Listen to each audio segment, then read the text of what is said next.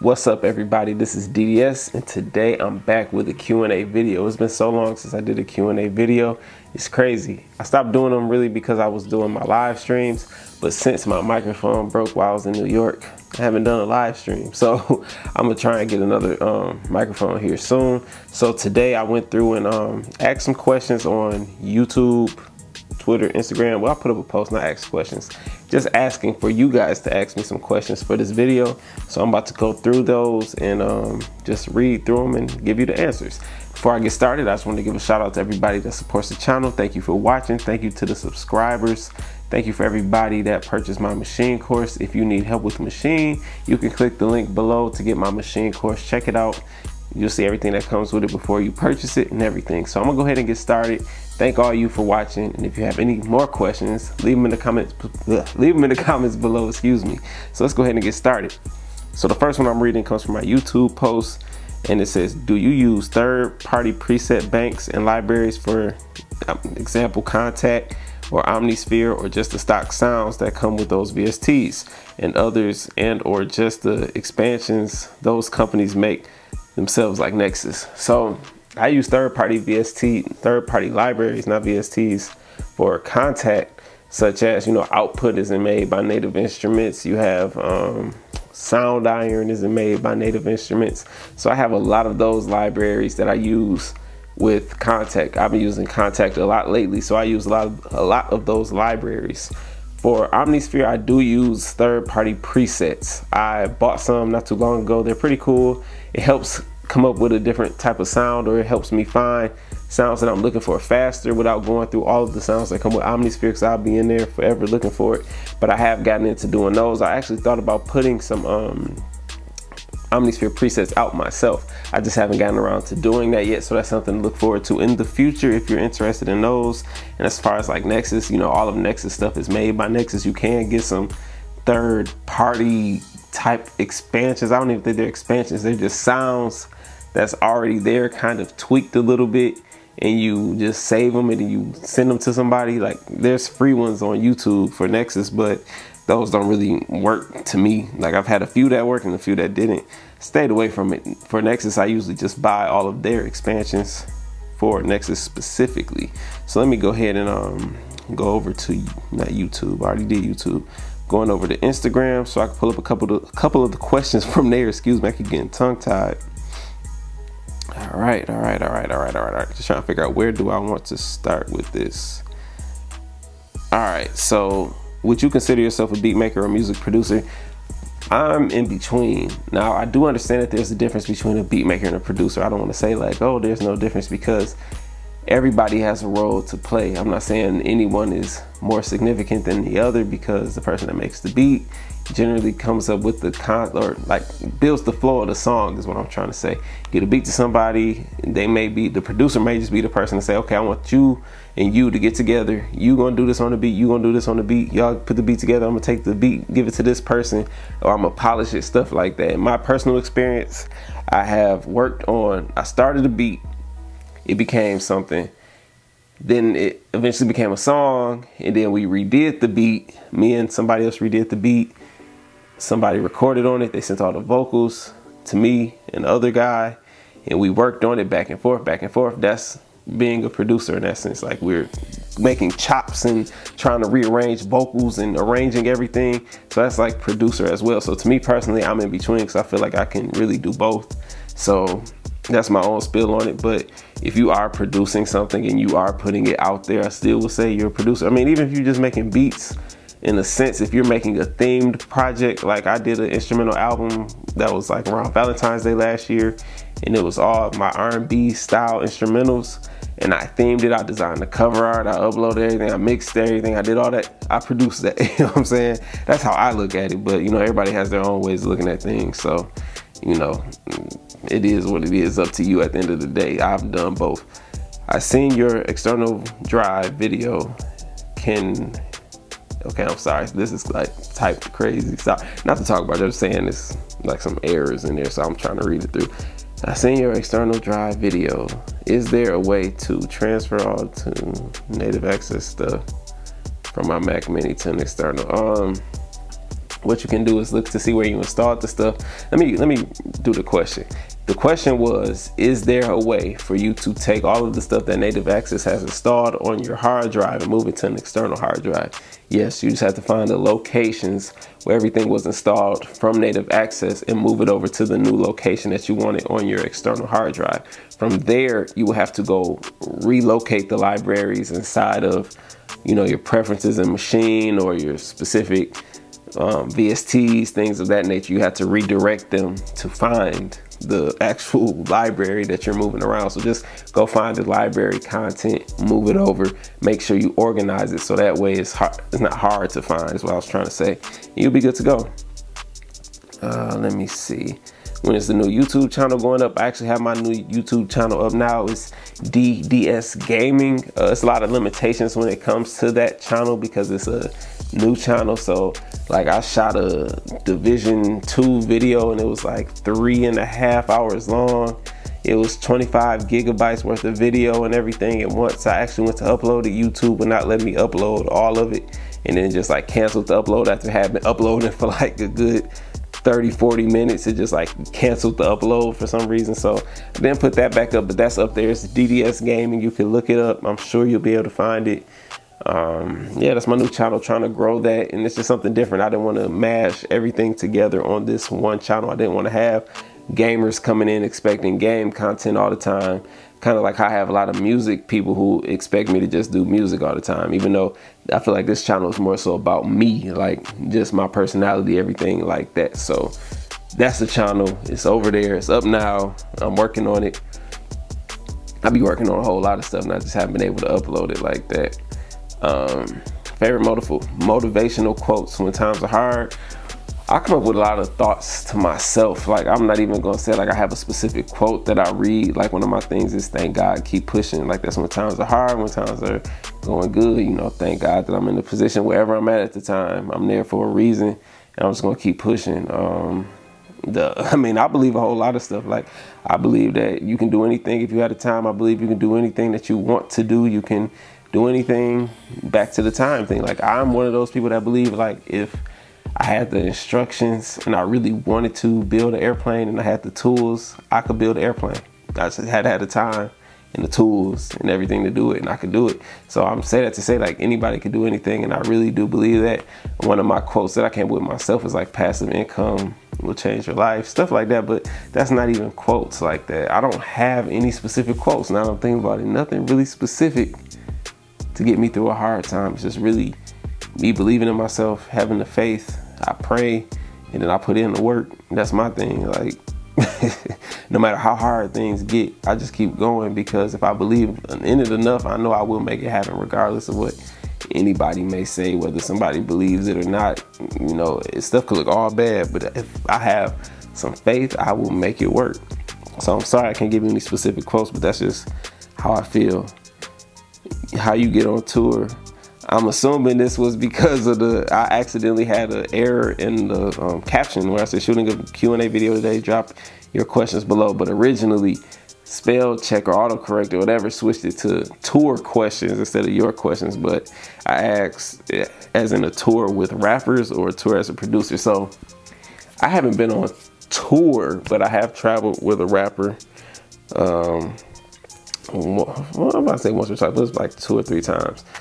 It's really just based off of the relationship. At that point, it's just working and, oh, we're going here. Would you like to go? You know, okay, yeah, you go there and you do some work while you're there. Okay, going here. All right, do some work while you're there. But that wasn't really my thing, because I was more so like, I want to be creating all the time. I don't want to be, in my experience, I say it like that. At the time, I was just moving around, doing this, doing this, doing this, doing this. When I was like, I want to go create. I didn't want to be here and then go there, then go here, then go there, and then I'm tired. And it's like, okay, but we still got to keep going, gotta keep going. It's like, just lock me in the studio, let me work. I'll go to every city and go to the studio and just let me work, for real, for real. But as a producer, I feel like if you build your brand up enough, you can do whatever. Like, this YouTube thing that I do, it built my brand to the point where people in different cities ask me, you know, like, are you coming to this city? Can you do a meetup here? Can you do a meetup there? And that's basically going on tour. People are coming to see you as a producer, and you just go around and you build your community, work with the people, meet the people, get out there, shake their hands, see what's going on. I feel like that's important. And that's how you do it as a producer, in my opinion. I plan on doing that very soon, especially with my machine stuff, just having one-on-one sessions or a big session. What happened to you and Dej Loaf? It's funny you asked that, because today she actually posted on her IG story a track to my beat. But yeah, we still I can still send her stuff and everything, still working, you know. I don't know what more to say to that, though. People be expecting. I get questions like that stuff all the time, like, oh, what happened with this person? What happened with that person? It's like, you know, everybody just doing their thing, everybody working, everybody just striving. You know what I'm saying? So that's that one. So that's all that's on my Instagram post. So let me go ahead and go over there. And if you didn't see that, well, at the time and y'all watch this, it might not be on my story no more. But if you go to my IG story, I did post, share the Dej Loaf story with my audience, so my followers on Instagram. So I thought that was pretty dope. I'm excited.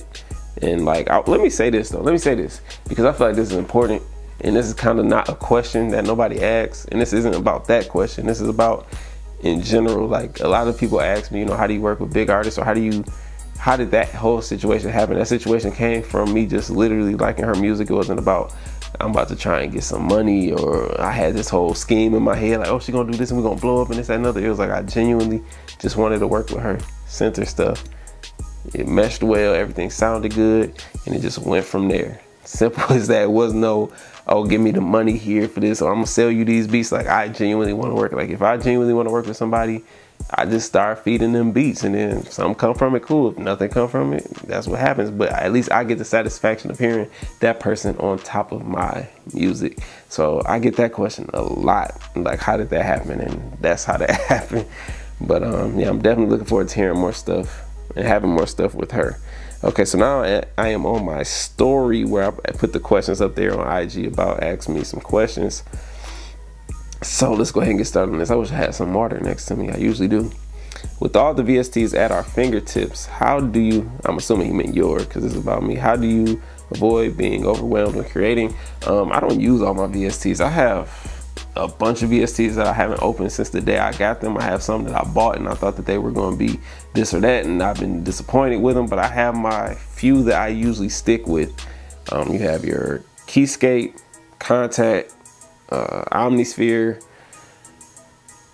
Dune has been something I've been using a lot, and Nexus. I'll throw Nexus in there still. Those are my usual go-to. Oh, Massive. I use a lot of sounds from Massive, so gotta throw Massive in there as well. So those are like my go-tos right there. But I have a lot of stuff outside of that that I just don't use. And when I say Contact, I'm including like Exhale, all the output stuff, Native Instruments stuff, all that stuff just piled into one. Heaviosity stuff, like Contact, and all my libraries. I go through a whole bunch of stuff, but I don't really get overwhelmed. I do think sometimes I should sit and go through some more of the stuff, but it's like once you start going through it, it's just so much, and I see how that can get overwhelming. But it's just stick to what you like, and on the days where you can't come up with nothing, you go back into the stuff that's there that you haven't tapped into yet.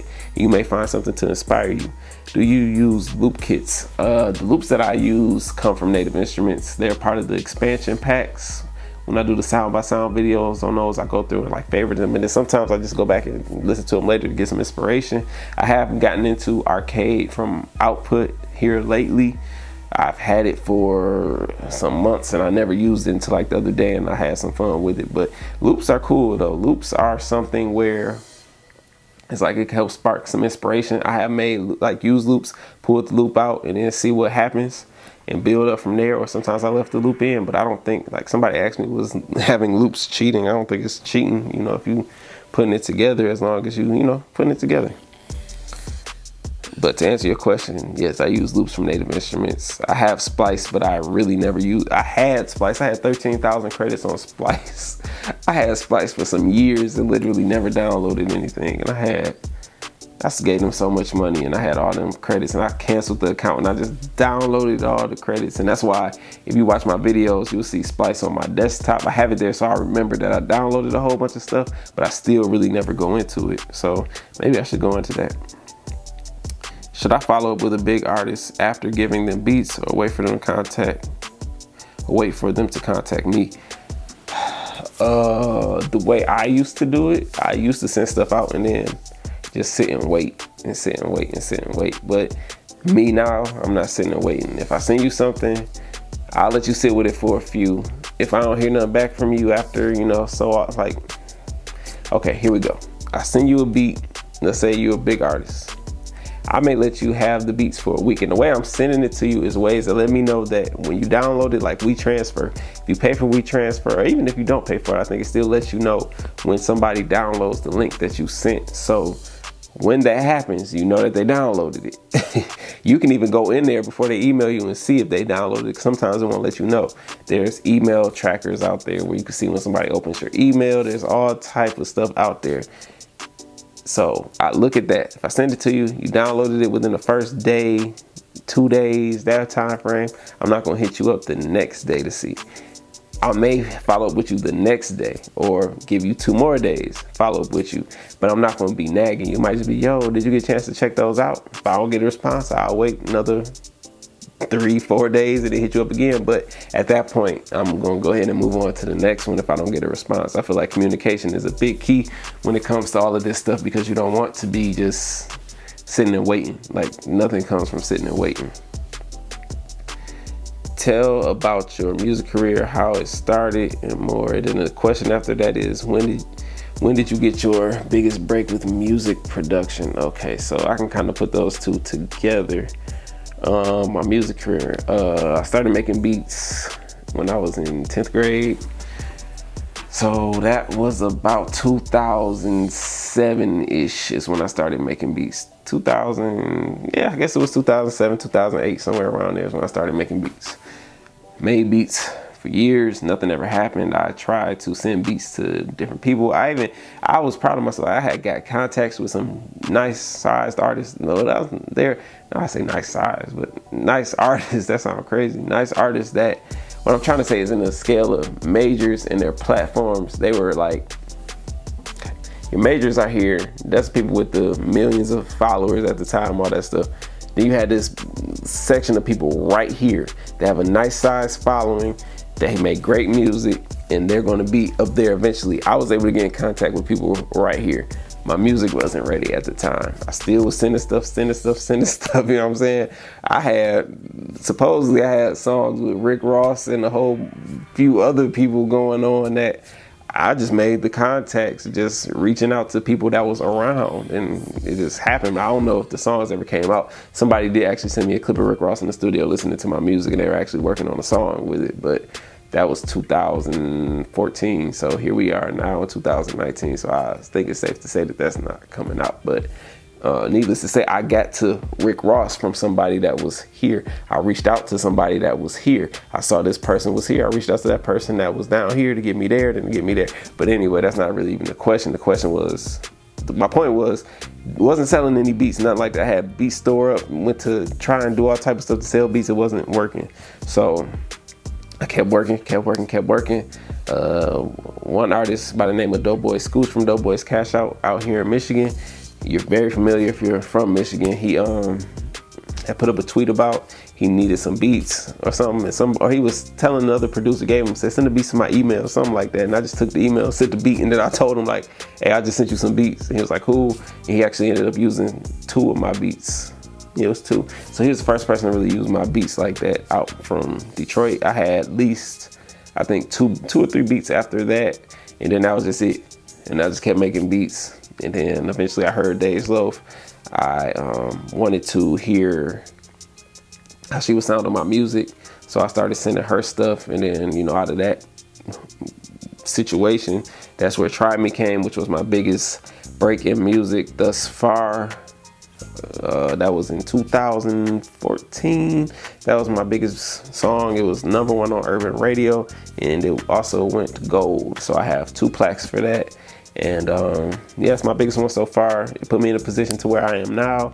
So now I'm just being more of an entrepreneur instead of just music. At that time, I was really just focused on making beats, but now we're in the point where I feel like it's important for everybody to really be focused on their brand and also your music, but I'm saying, but work on who you are as a business, so that way you're not so tied and waiting on this one thing, because when you're waiting on one thing, it's up in the air. You know, you might go do a whole bunch of work with this one artist, but the songs might get scrapped or anything. So, you know, you putting all your time and energy into that one thing when you still put your time and energy there, but also focus on this and this and this, because if this don't work, this other stuff will make sure you good for sure. So that's my advice on that. But yeah, like that's pretty much where I'm at now, helping other people. I didn't really have anybody to help me at the time. So yeah, that's pretty much where I'm at. I answered that. And my biggest break. Can you give the specs on your computers you use? I saw your Mac Mini video. You never gave the specs. This Mac Mini I use is 16 gigs of RAM. It's a late 2014 model, and I have the highest processor you can get in there. You have to forgive me because I don't know the thing off the top of my head. But I went to apple.com and I literally bought the most of everything that I could. Like went to Mac Mini and you can customize it, and I moved everything over to the most of everything. So I had the highest processor that they had at the time for that, the highest RAM that they had at the time for that, you know, stuff like that. Sorry that I'm not too into it off the top of my head. I just know I got 16 gigs of RAM and it's a late 2014 model.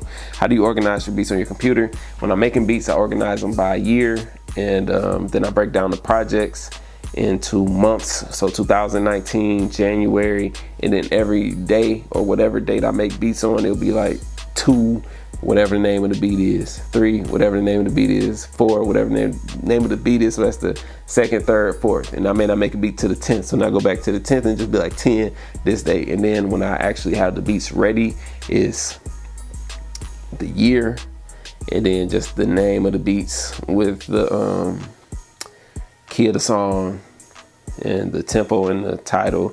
I don't put my name in the title because my tag is in it for the most part, but I do have ID3 tags that Logic puts in there with my name and stuff.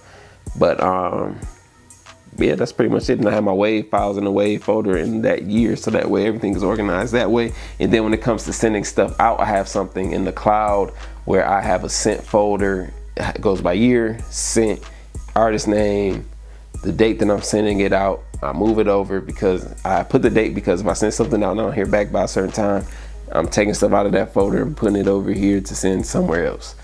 That's just how that goes. How to make West Coast hip hop beats? What do they have in common? I actually haven't really made too many West Coast hip hop beats.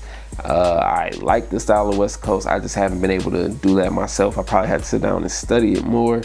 But what do they have in common? I guess they all are beats, and you know, I get what you're saying. I'm thinking you meant beats. Like, what do beats have in common? The West Coast beats to me have in common, you know, sometimes there's a little piano and it's the way it's hitting, and then it's like the lead and the bass. You just have to sit down and listen to it, and there's different eras of it. So like they had the sample G-Funk and all that stuff back in the day to where we are now. So it's just, you have to really sit down and study it. How do you record, how do you sample like old record CD? If you're asking about records, you probably should have a record player, which I do not have. I need to get me one. And then when it comes to CDs, you could just have a CD drive, import the stuff, the music into iTunes. And when you import it into iTunes, you'll be able to, you know, drag it over to whatever converter you use. Like if you use Machine, you will have to have a WAV file, so you have to copy it over, convert it to WAV. Or if you use Serato Sample, you'll be able to use the MP3. So yeah, you should be good at that point. So let me see if I have any questions on Twitter. And if I don't have any questions on Twitter, we are going to wrap this up. Waiting for Twitter to load. Okay, I do have a question on here. It says, do you do your own mastering or do you outsource? If you do it yourself, what are some of your top rated mastering tools? Or if you outsource, most recommended sources? I don't master my beats. I just mix my beats. I have seen how other people master, and you know, everybody has their own techniques. You know, everybody, like, this person says it's right, this person says it's wrong, this person says it's right, this person says it's wrong. Can't please everybody. So it's just about the end result. So I can't really give you anything on my end personally. I just mix my beats and make them sound good. I don't master anything. I tried to master my own vocals before, but I just didn't practice it enough to really keep it going, because that was like a year ago. Like, I used to be trying to rap and stuff just for fun though. I never put that stuff. I probably got like 15 or 20 songs just sitting on my hard drive that I never put out. But yeah, y'all, anyway, that wraps up for this video. I appreciate all y'all for taking the time to watch this video, especially if you're at the end of this video with me right now. Thank you for watching. Hopefully y'all have a wonderful day. Thank you for all the comments and everything. Thank you for you guys' support. If you're new to the channel, please subscribe. If you're not new, I appreciate your support. Leave a comment below. Let me know some questions. Let me know what you think about this, or did I say something that you disagree with or agree with. I appreciate y'all. Hope y'all have a wonderful day. I'm gone.